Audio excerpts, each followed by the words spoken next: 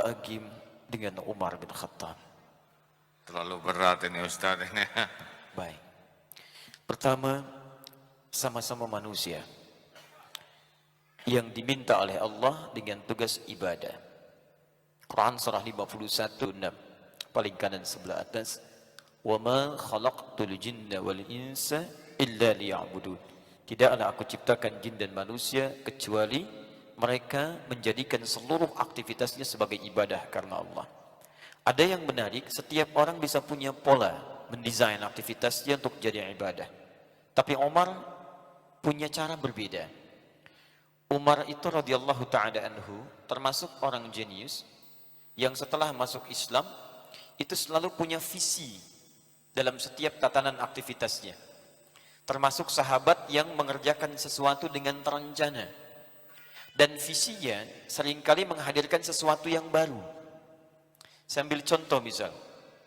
Saat orang sibuk misalnya, kemudian menghafal Quran, Umar melihat bahwa ke depan barangkali tidak semua orang punya kekuatan yang sama dalam menghafal. Bagaimana cara mudah belajarnya? Diusulkan untuk jadi mushaf. Dan isyaratnya sudah ada, tinggal diwujudkan saja. Dulu zaman Nabi, orang masih ada sibuk untuk minum minuman keras. Umar itu sebelum masuk Islam, itu sering minum. Bahkan 5 kali dalam sehari. Minum. Minuman keras, 5 kali dalam sehari. Kemudian bertobat, setelah masuk Islam, justru ayat minuman itu turun karena pertanyaan Umar. Umar punya visi ke depan. Ini kalau orang banyak minum seperti ini, itu banyak hal akan terganggu. Nanya pada Nabi, ya Rasulullah, apa belum turun ayat mengharamkan minuman keras? Karena pertanyaan Umar, turun ayat, sampai 4 fase. Sampai puncaknya di Al-Ma'idah ayat 90 sampai 91 itu. Ya, innamal khamru wal maisiru dan seterusnya ayat sampai fajtanibu, tinggalkan, jauhi dan seterusnya.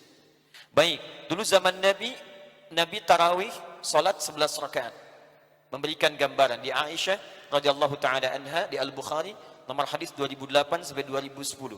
Ketika ditanya bagaimana sifat salat Nabi, kaifa kana salatun Nabi sallallahu alaihi wasallam, dijawab oleh beliau, "Ma kana yazilu fi Ramadan wala fi ghairihi ala 11 rak'atan."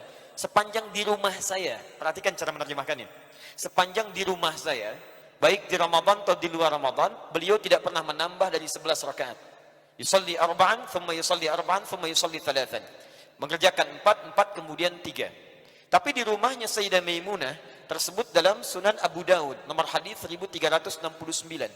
Ketika Ibnu Abbas radhiyallahu taala anhuma menginap di rumahnya Sayyidah Maimunah, salatnya Nabi 11 juga dengan khafifatain 2 rakaat. Rumusnya bukan 4-4-3, 2 ujungnya 1. Tapi menariknya, Nabi tidak pernah meminta umatnya membatasi 11. Di hadis riwayat Muslim nomor hadis 749 dari Ibnu Umar radhiyallahu taala anhuma, kata Nabi, "Salatul laili mathna mathna, fa idza khashiya ahadakumul fajr falyutir rak'atan wahidah." Salat malam itu paling minimal tunaikan 2 rakaat. Tambah 2 lagi, kalau kuat 2 lagi, kalau kuat 2 lagi silahkan. Kalau khawatir fajar tiba, tutup dengan 1 rakaat. Anda salat malam, maaf, dari ba'da Isya sampai menjelang fajar, berapa rakaat tuh? Tidak ada batasnya.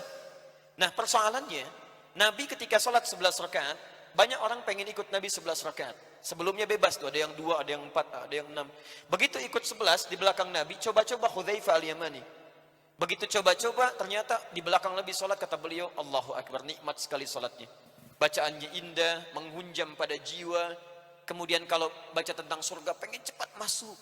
Baca neraka, ada ketakutan kita. Ini sunnah memilih imam yang bagus, sehingga ada getaran pada jiwa saat dibacakan. Tapi persoalannya, nggak sadar rakaat pertama 100 ayat Al-Baqarah. Baik. Ibnu Mas'ud diceritakan, penasaran. Berapa hari kemudian ikutan lagi, ternyata betul terbukti. Saking menikmatinya, dikira 100 ayat itu akan ruku. Ternyata nyambung 286 ayat, rakaat pertama. Dikira akan ruku, nyambung Ali Imran 200 ayat. Dikira akan ruku, nyambung An-Nisa 176 ayat. Ini baru rakaat pertama. 5 juz 4 halaman, baru ruku. Besoknya tidak ada yang ikutan lagi ya. Baik ya. Bukan karena capek, kata Abdullah bin Mas'ud, karena saya sering menduga kapan rukunya.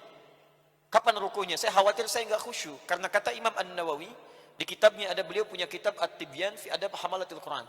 Di kita ada 2 cetakan pakai bahasa Arab, 1 pakai bahasa Indonesia. 2 cetakan ini yang Darul Kutub Al-Islamiyah, yang kedua Darul Nafais. Yang pakai bahasa Indonesia 214 halaman, terbitan Al-Qawwam warna putih. Anda buka yang terbitan Darul Kutub Al-Islamiyah, halaman 37, paling kanan sebelah atas. Paragraf 1, baris 1 sampai 3. Itu sepeninggal Nabi, Utsman bin Affan, Abdurrahman bin Auf, Tamim Ad-Dari, termasuk Abdullah bin Mas'ud dan lain sebagainya, radhiyallahu ta'ala anhum jami'an, terbiasa salat malam sampai khatam Al-Quran. Sampai khatam Al-Quran. Tapi apa kaitan dengan Umar? Begitu Nabi meninggal, dipraktekkan seperti Nabi tadi, ternyata kebiasaan orang berubah. Apa perubahannya? Tidak kuat berdiri lama. Semakin generasi berganti, semakin gak kuat lagi. Kalau tidak percaya, malam ini nih, generasi dekat-dekat, katanya, dekat-dekat menjelang kiamat. Misal, mohon izin ya, maaf, coba praktekkan di malam ini, tahajud misalnya, rakaat pertama 100 ayat. Lihat siapa yang bertahan. Dulu masanya Umar, begitu dilihat, dipraktekkan salatnya Nabi, rakaat pertama agak panjang, tidak semua bisa bertahan dengan bagus. Maka Umar punya visi, bagaimana caranya bisa bertahan bacaan Nabi tapi sesuai dengan kaidah Nabi. Karena yang dilihat dalam tarawih itu bukan rakaatnya tapi jumlah bacaannya. Yang banyak pahalanya itu semakin banyak dibaca ayat Quran, semakin banyak pahala pada saat itu. Makanya Nabi memilih membacakan banyak ayat supaya banyak pahala didapatkan. Satu hurufnya 100. Maka Umar mencoba dengan kejeniusannya, bagaimana caranya bacaan Nabi tetap bertahan tapi tidak keluar dari petunjuk Nabi. Dilihat, oh kata Nabi bebas rakaat, tidak ada masalah. Yang penting silahkan paling minimal 2. Karena Nabi satu rakaatnya 100 ayat, Umar bagi 2. Dah, mungkin kalau berdirinya 50 ayat, lebih pendek jangka berdiri dibandingkan dengan 100 ayat.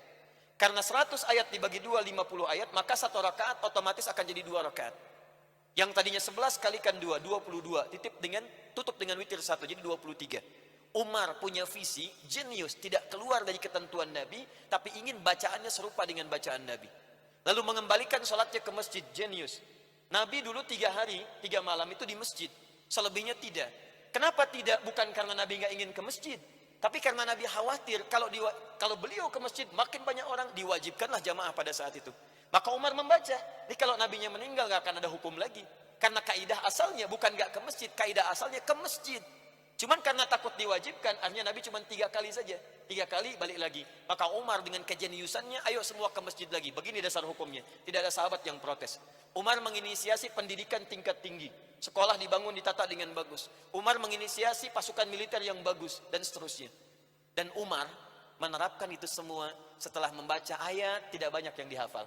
Ayat dihafalkan, diterapkan dalam pengajiannya Umar, dipraktekkan dalam visinya. Seorang yang visioner dapat sesuatu, mewujudkan satu hal. Ini yang saya tangkap salah satunya dari Agim.